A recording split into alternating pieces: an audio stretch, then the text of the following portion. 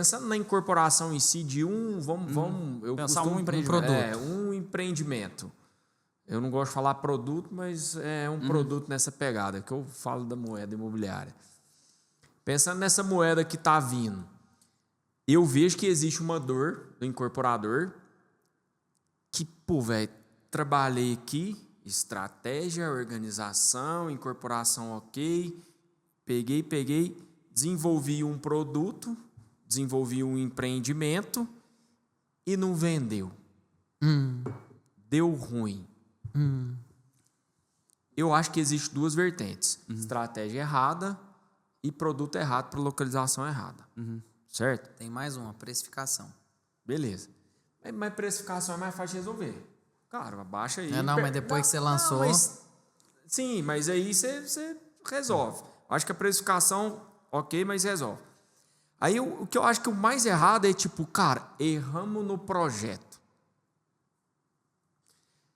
A dor do incorporador na hora de desenvolver isso, eu imagino ser muito grande, que daqui 5 anos mudou tudo, velho.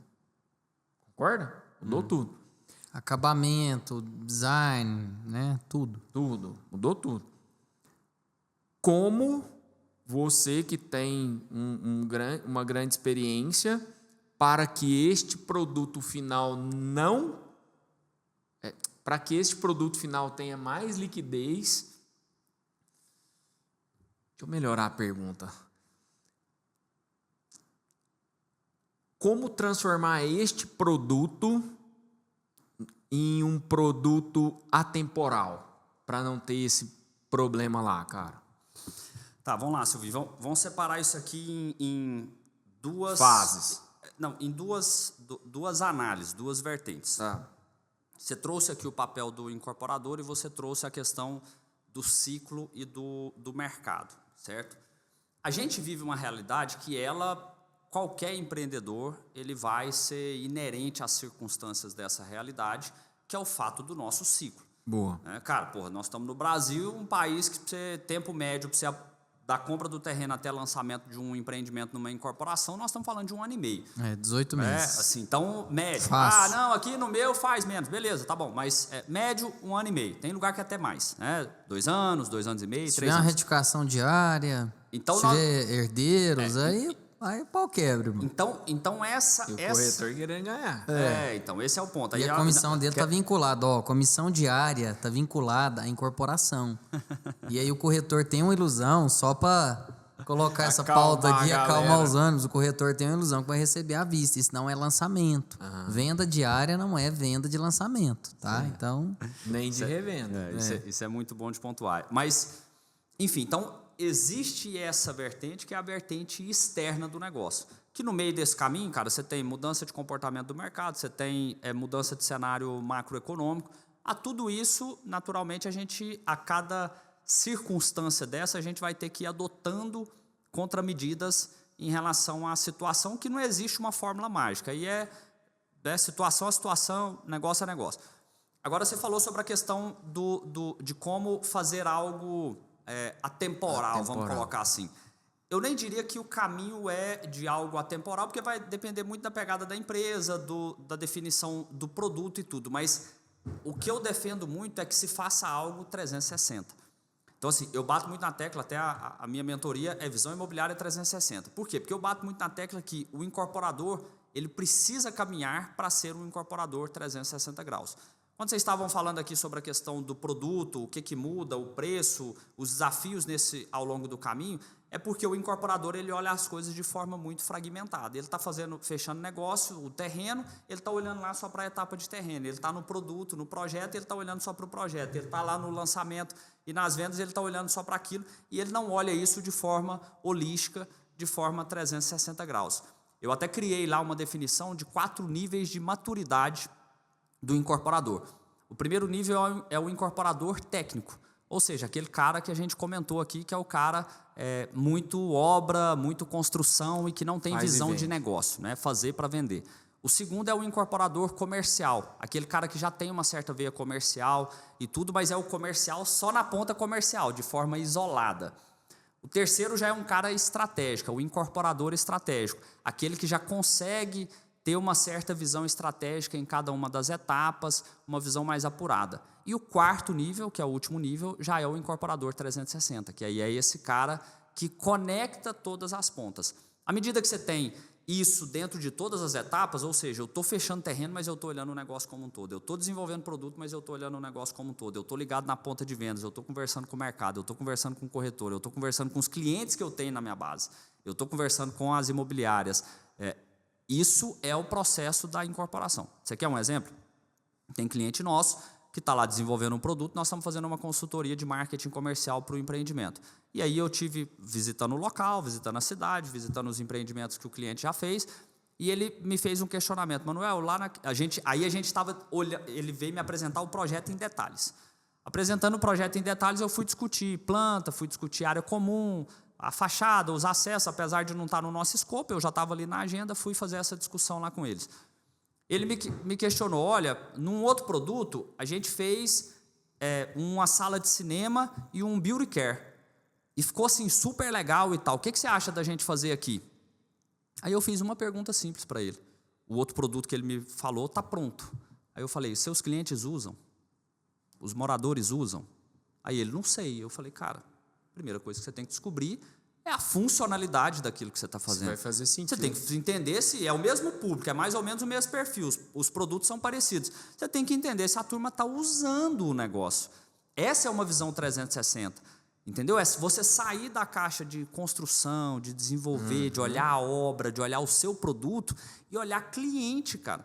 Porque, assim, qualquer outro mercado, você pega o segmento de varejo. O cara do varejo, ele se desenvolveu na ponta de vendas, ele se desenvolveu com a barriga no balcão, ele se desenvolveu conectado com o cliente. E é dali que ele tira todo o processo das tomadas de decisão dele ao longo do negócio. O incorporador, ele se desenvolveu no produto. Ele se desenvolveu na construção, fazendo. Construção civil. Aí o que o incorporador tem que fazer, ele tem que se conectar com essa ponta de vendas, se conectar com seus clientes e começar a buscar uma visão 360 graus dentro do negócio. Para isso, cara, tem um esforço, tem um preço a se pagar. Aí o incorporador tem que saber se ele está disposto a pagar esse preço, porque é muita energia, é muito esforço, você tem que olhar tudo, você tem que ir a fundo em cada uma das etapas, mas tem seus benefícios. As empresas que são mais estruturadas, que estão aí há 40, 50 anos, estão aí para dizer que quem faz bem feito perdura no mercado. Né? Isso aí. Quem faz bem feito perdura no mercado. Isso aí eu vou te falar, hein? Manuel, mas aí então é um desafio de todos os incorporadores em relação a isso, saber o que é atemporal. Mas, beleza, no desenvolvimento tem essa pegada de buscar... Cara, o que nós estamos pensando para daqui 5 anos? O que o mercado vai falar daqui 5 anos? Você tem que ter essa visão a longo prazo. Por que eu fiz essa pergunta, cara? Porque eu na ponta, para mim, disparado, existem imóveis que estão parados hoje. O principal problema é projeto. Projeto interno de banheiro, de disposição. Mas aí existe só uma coisinha simples. O incorporador... Ele faz parte disso aí, né? Sim, não, mas sim. O incorporador, ele põe uma responsabilidade no arquiteto que é dele.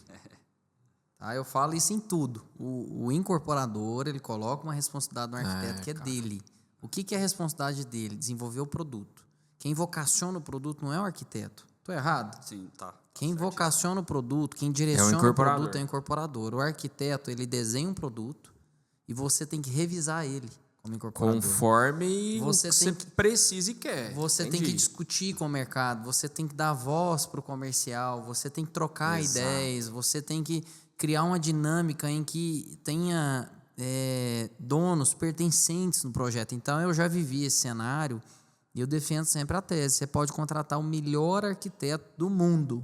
Você pode contratar os melhores escritórios do mundo, Pininfarina e patati patatá. Se você não tiver ali na ponta, olhando os detalhes do empreendimento, vai ter pênalti. E outra coisa, de cá agora, não existe projeto perfeito.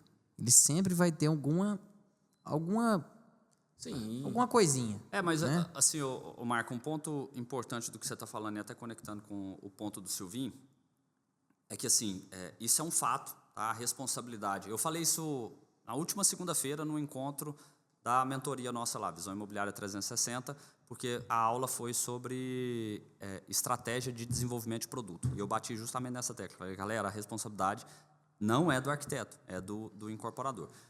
Mas Porque se deixar, cara, tem uns arquitetos. aí... Tanto é que você passa um projeto, você tem que brifar o arquiteto. Sim, o briefing é mas seu, só que na maioria das vezes o incorporador nem brifa. Mas o grande Faz um 3/4 suíte para abrir 90 metros e vai embora.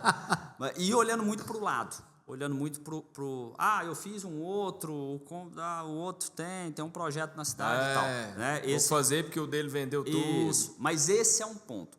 Quando eu falo sobre a questão do incorporador 360, o que acontece? No ponto que você trouxe aí com relação à questão dessa atemporalidade do produto ou de um produto que está conectado com aquilo que o cliente vai buscar. Né? Sim.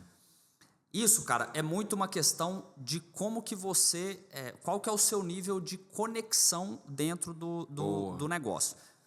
E a conexão, nesse caso, ela tem que ser a conexão com o comportamento do consumidor. Né? A gente tem um método lá dentro da Domi que a gente utiliza para desenvolver tudo aquilo que a gente desenvolve, todos os nossos trabalhos e tudo, a gente desenvolve pautado nesse método que a gente chama de CCG. São 3 pilares: conexão, conhecimento e gestão. Resumo de tudo aquilo que a gente está falando aqui. Quando você fala sobre a conexão, nessa etapa do processo de desenvolvimento de produto ou da própria escolha do terreno, o incorporador tem que estar conectado com o seu público-alvo. Ele tem que entender qual que é o público que ele vai desenvolver e como que ele vai fazer isso e o que ele vai ter que definir naquele projeto para aquele público-alvo.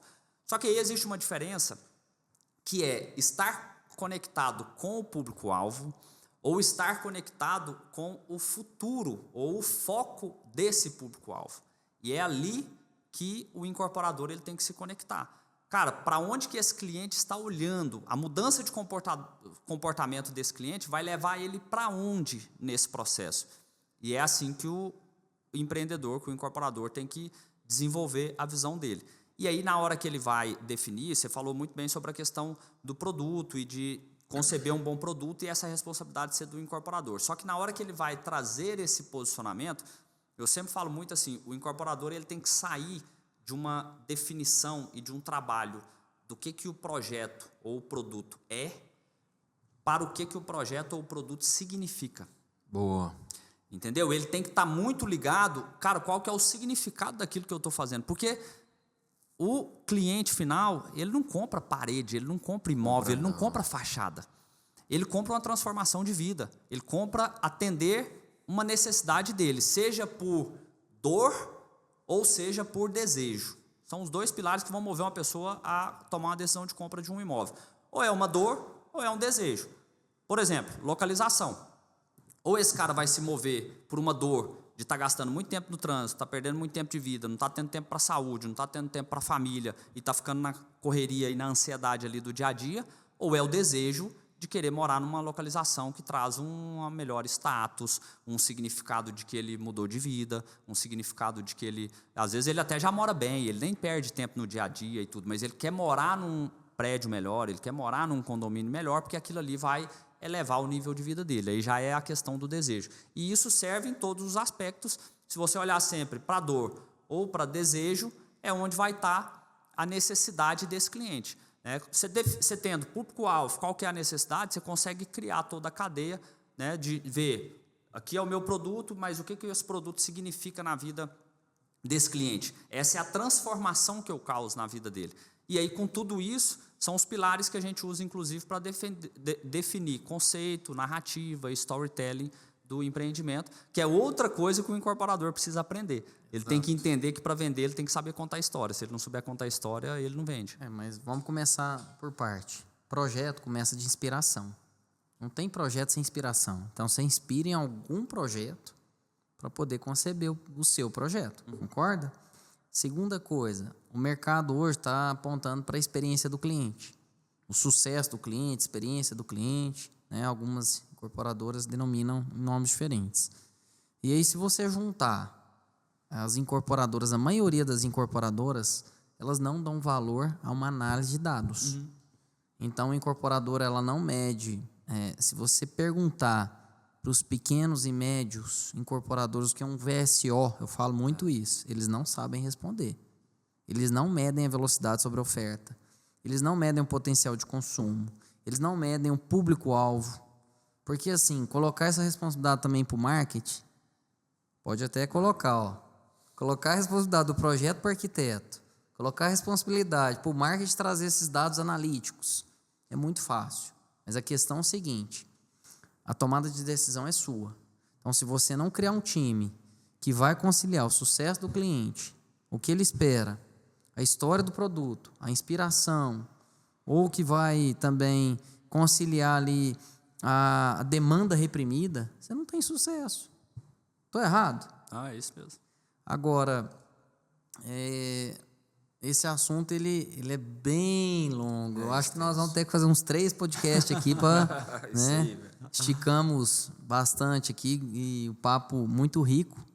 Nós nem chegamos ainda no que a gente queria chegar, mas eu queria que o tempo está curto, né? Para a gente não ser tão extensivo, né? Eu queria que você falasse um pouquinho também do curso.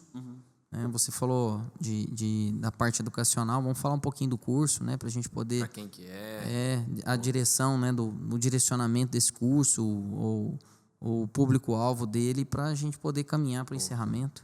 Bacana. Cara, assim, com relação à questão do pilar educacional, eu vou começar de uma coisa mais macro, né?